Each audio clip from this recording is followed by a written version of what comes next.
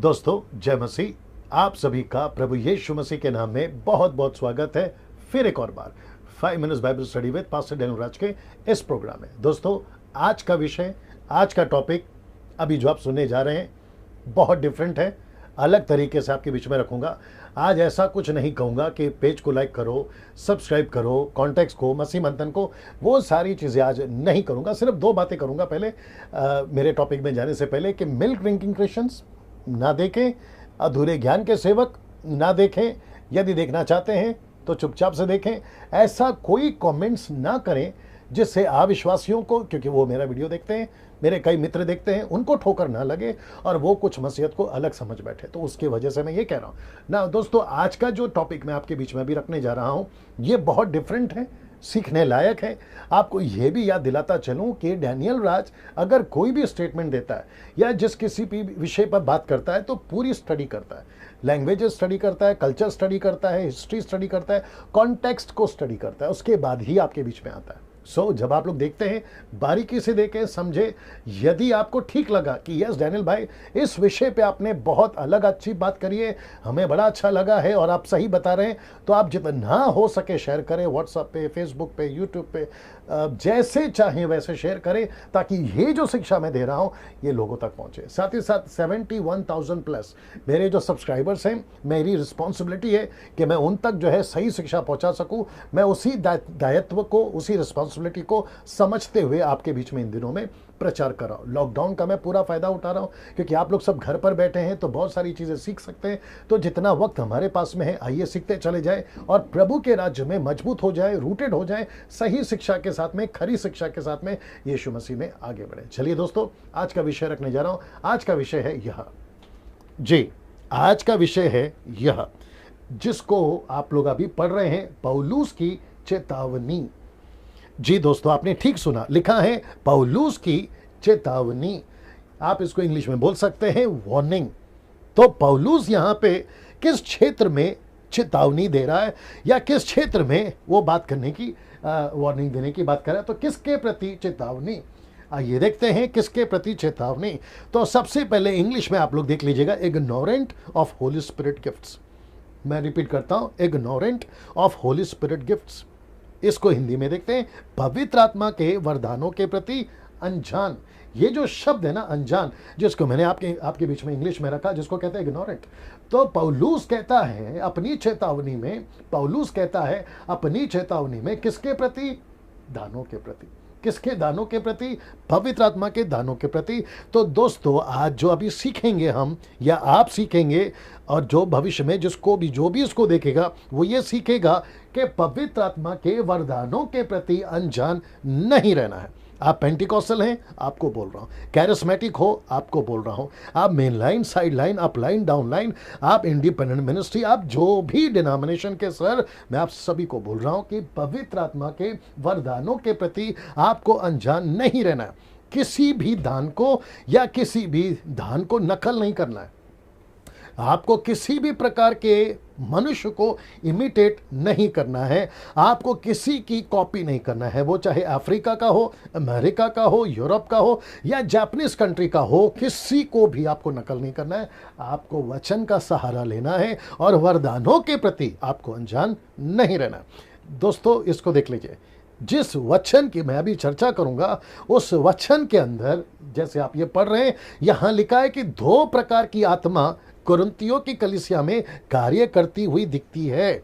मैं रिपीट करता हूं कि यहां 2 प्रकार की आत्मा, वो देख रहे हैं आप, कलीसिया में कार्य करती हुई दिखती है ना। आइए देखते हैं कौन सी आत्मा। एक है पवित्र आत्मा और दूसरी है गूंगी मूर्ति की आत्मा। मैं जैसे ही वचन आपके बीच में रखूंगा आप समझ जाओगे, लेकिन फिलहाल इसको देख लीजिए। वापस आता हूं, एक है पवित्र आत्मा और दूसरी है गूंगी मूर्ति की आत्मा। जैसे कि कुरिन्थियों की कलीसिया, आप कुछ इस तरीके से अभी वो दिखता है, उन दिनों में ऐसा नहीं था, लेकिन उन दिनों की कलीसिया, जो कि मेरे पास में जो मुझे मिला है, आपको मैं समझा सकूं कि उन दिनों में ऐसी कलीसियाएं जो अन्य जाति ज़्यादा थी, क्योंकि कुरिन्थियों की कलीसिया, जिसको कहते हैं, जो कि रोम में, ग्रीस उसका कैपिटल है, वहां पर जिसको हम देखते हैं कुरिन्थियों की कलीसिया, द सिटी ऑफ कोरिन्थ, उसके अंदर जो कि पूरी दुनिया के बिजनेस करने वाले यहां पाए जाते थे या आते थे। और यहां पे एक दान बहुत जोरों से काम करता था, और वो दान था अन्य भाषा का। अन्य भाषा से मेरा मतलब है ग्लोसा। ग्लोसा मतलब ग्लोसोलालिया 1100, जो कि स्ट्रॉन्ग्स है ग्रीक वर्ड का 1100, जो कि कहता है ग्लोसा ग्लोसोलालिया, यानी कि भाषा, पृथ्वी की भाषा, यहाँ पे बहुत जोरों से काम करता था। और इसी दान को लेकर या और भी कई दानों को लेकर पौलुस जो है हमें चेतावनी दे रहा है। पौलुस जो है हमें चेतावनी दे रहा है, और वो कहता है कि मैं तुम्हें चेतावनी देता हूं कि तुम परमेश्वर के दानों के प्रति अनजान मत रहो। और फिर साथ ही साथ कलीसिया में दो प्रकार का दान था, एक था परमेश्वर का आत्मा का और दूसरा था गूंगी मूर्ति की आत्मा का। और इसीलिए मैं आपके बीच में रख रहा हूं कि यहां पे जब अन्य जाति उद्धार पाते थे, जब यीशु को पाते थे अन्य जाति, तो वो जिसकी आराधना करते थे, वो जो मूर्तियों की आराधना करते थे, दुष्ट आत्माओं की आराधना करते थे, उसी के साथ में उसी के दान को ना परखते हुए, आज तो खैर हम लोग काफी लोग जान गए कौन सही है कौन गलत है, क्या सही है और क्या गलत है, ये सारी बातों को। लेकिन उन दिनों में पूरी बाइबल नहीं थी, याद रखिए पूरी बाइबल नहीं थी। पौलुस लेटर लिख रहा था, पौलुस चेतावनियां दे रहा था, वो इनिशियल डेज था, शुरुआत के दिनों में था, तो गड़बड़ियां वहां बहुत थी, जो कि पहला कुरिन्थियों 14 अध्याय में हम लोग देखते हैं। साथ ही साथ में यहां पे जो व्यक्ति कन्वर्ट होता था, कन्वर्ट से मेरा मतलब है जो यीशु में आ जाता था, तो उनके अंदर दो प्रकार की आत्माएं काम करना शुरू करती थी। एक है पवित्र आत्मा, जो कि स्वाभाविक है, प्रभु ने दिया हुआ है, लेकिन साथ ही साथ ऐसी गूंगी मूर्ति की भी आत्मा काम करती थी, जिसके प्रति पौलुस चेतावनी दे रहा है। आइए देखते कैसे। सबसे पहला कुरिन्थियों 12 का 1, बड़े ध्यान से सुनिएगा। यहां पे लिखा है, हे भाइयों, मैंने ब्रैकेट में बहनों को लिखा है, क्योंकि कई ट्रांसलेशंस ऐसे भी कहते हैं, इंग्लिश वाले कहते हैं ब्रदर्स एंड सिस्टर्स, इसलिए मैंने बहनों को डाल दिया ना। बात को आगे बढ़ाते हैं। लिखता है कि मैं नहीं चाहता कि तुम आत्मिक वरदानों के विषय में अज्ञात रहो। ये आत्मिक वरदान कौन सी है, आइए आपको बताता हूं ना। इसको देख लीजिए, वचन 2 कहता है कि तुम जानते हो कि जब तुम अन्य जाति थे, ये देखो, जब तुम अन्य जाति थे, जब तुम कुरिन्थियों की कलीसिया में आने से पहले जब तुम अन्य जाति थे, तो तुम किसी ऐसी मूर्ति या ऐसी स्पिरिट के पीछे जाते थे। इसलिए लिखा है गूंगी मूर्तों के पीछे जैसे जलाए जाते थे वैसे चलते थे। पास्ट टेंस वर्ड है, मतलब भूतकाल में तुम ऐसा करते थे, उसको पौलुस याद दिला रहा है। इसलिए वो कहता है, अब जरा ध्यान दीजिए, वो कहता है इसलिए मैं तुम्हें चेतावनी देता हूं।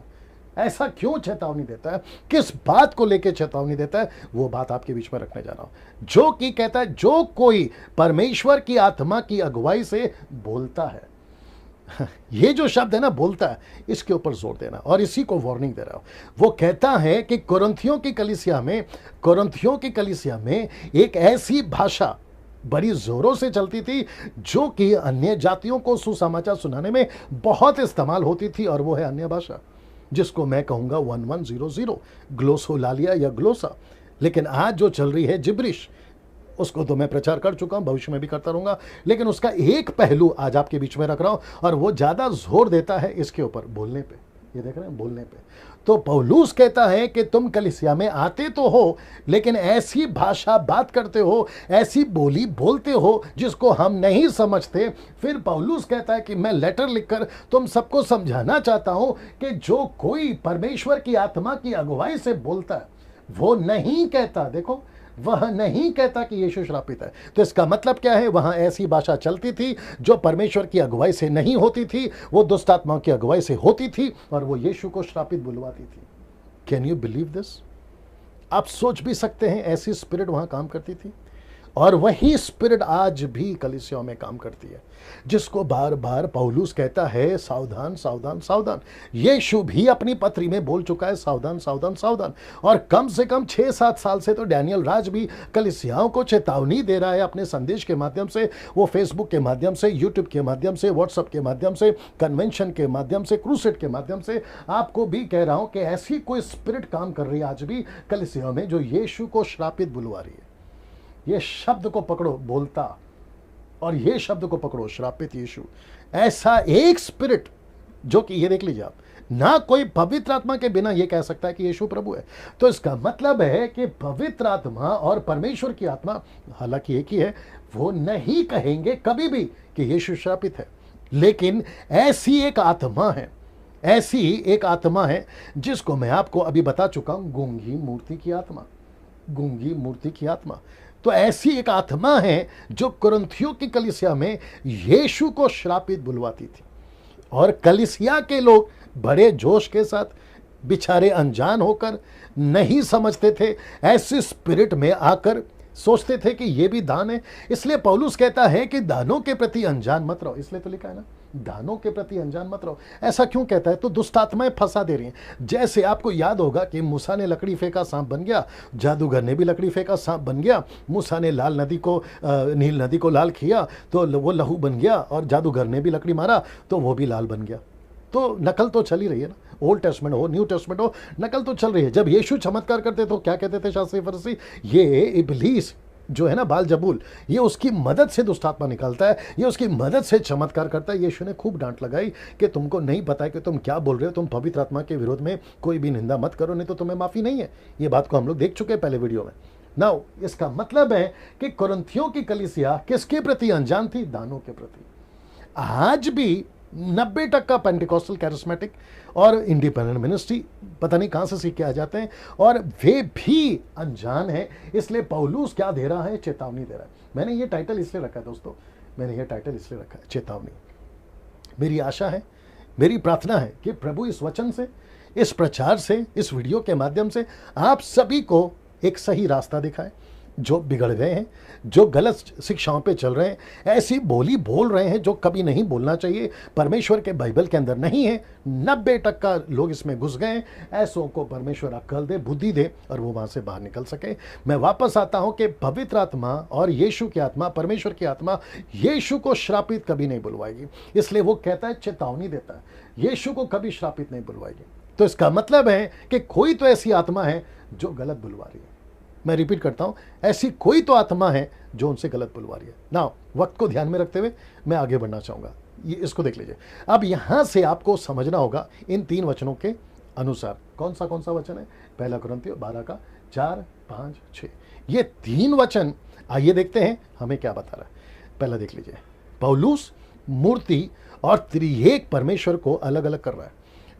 वो कह रहा है कि कलीसिया, तुमको समझना होगा कि त्रिएक परमेश्वर कौन है, और साथ ही साथ वो कलीसिया को कह रहा है कि तुम्हें समझना होगा कि मूर्ति, गूंगी मूर्ति कौन है।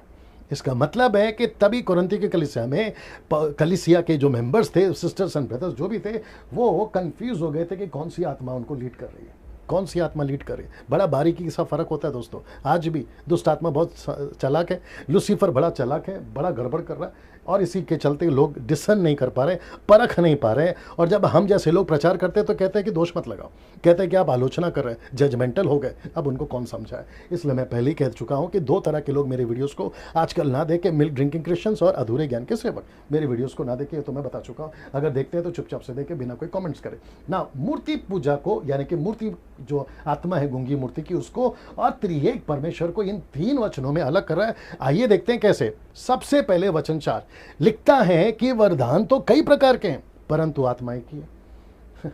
वरदान कई प्रकार के हैं, लेकिन आत्मा, इसका मतलब क्या मालूम है? यह है पवित्र आत्मा जो परमेश्वर का दान देती है। पवित्र आत्मा उनके बीच में कार्य करती है। पौलुस कहता है, तुम कौन से दान में काम करते हो इससे कोई इंपॉर्टेंट नहीं है, लेकिन वो पवित्र आत्मा की ओर से आना चाहिए। इसलिए कहता है कि दान तो कई प्रकार के, परंतु आत्मा एक ही है। तो जो तुमको दान मिला है वो कहां से मिला है? क्या पवित्र आत्मा से मिला है? इसको इंडिकेट कर रहा है। दूसरा वचन 5 कहता है, सेवा भी कई प्रकार के, परंतु प्रभु एक ही है। उसका बोलने का मतलब क्या मालूम है? तुम सेवा कर रहे हो, अच्छी बात है, लेकिन तुमको सेवा दी किसने? वो प्रभु ने दी। अगर प्रभु ने दी है तो प्रेज गॉड। तुम कौन से दान में काम कर रहे हो वो ठीक है, लेकिन दान किसने दी? क्या पवित्र आत्मा ने? इसलिए कहता है एक ही पवित्र आत्मा है। पौलुस कहता है, दूसरा कुरिन्थियों उसका 11वां अध्याय, अगर वचन 4-5 पढ़ोगे, वहां कहता है कि 2 यीशु हो गए, 2 आत्मा हो गई, और 2 सुसमाचार हो गए। ऐसा कहता है। मेरे पास वक्त नहीं है, नहीं तो मैं डाल चुका होता है यहाँ पर, लेकिन आप लोग पढ़ लीजिएगा घर के अंदर, ठीक है ना। तो वो कहता है कि तुम दान में तो काम कर रहे हो, लेकिन ये दान किसने दिया? क्या वही एक आत्मा ने दिया, यानी कि पवित्र आत्मा ने? कौन सी आत्मा में चल रहे हो? तुम सेवा तो कर रहे हो, लेकिन वो सेवा किसने दिया? क्या उसी एक प्रभु ने दिया जिसको कहता है वो एक प्रभु है? फिर वो तीसरा आता है, यानी कि परमेश्वर पिता कहता है कि प्रभावशाली कार्य कई प्रकार के, परंतु परमेश्वर एक ही है जो सब में हर प्रकार का प्रभाव उत्पन्न करता है। तो यहां पे तीनों भी दिखते हैं, आत्मा, यीशु, परमेश्वर। ये है त्रिएक परमेश्वर। अब जो ओनली जीसस वाले, वन गॉड वाले, ये बहस कर सकते हैं कि डैनियल भाई एक ही परमेश्वर है, तीन नहीं है। तो फिर यहाँ देख लो, तीनों है।